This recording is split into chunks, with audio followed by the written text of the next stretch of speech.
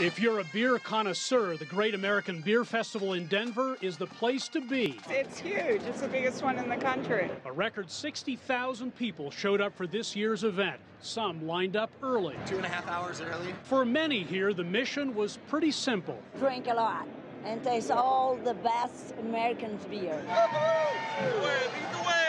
There's a rush towards American craft beer these days. Thanks for coming. That's beer brewed by smaller breweries using innovative ingredients and methods. The U.S. Brewers Association says craft beer was a $22 billion market last year. As people start realizing that beer has flavor, the diversity, there's different styles you can pair with beer and food, it started exploding. We're going to try some. And now craft beer is making a major impact in China, which is why this Chinese beer delegation was also raising a glass on the festival floor. Because the Chinese craft beer is growing really, really fast.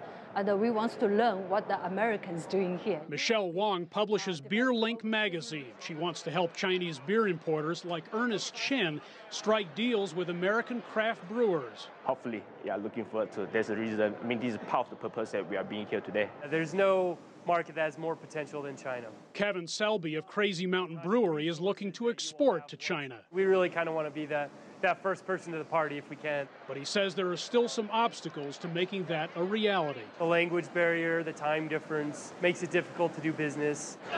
Finding reliable Chinese importers who can master the handling and shipping of beer is another issue. When the beer leaves the brewery, it needs to go directly to China, and then it needs to be, in essence, pre-sold before it arrives, and needs to be kept cold the whole way. Not all beers are created equal in the minds of Chinese beer drinkers. Yes, there are porters and stouts, ambers and sours, but they seem to feel India Pale Ales or IPAs are number one.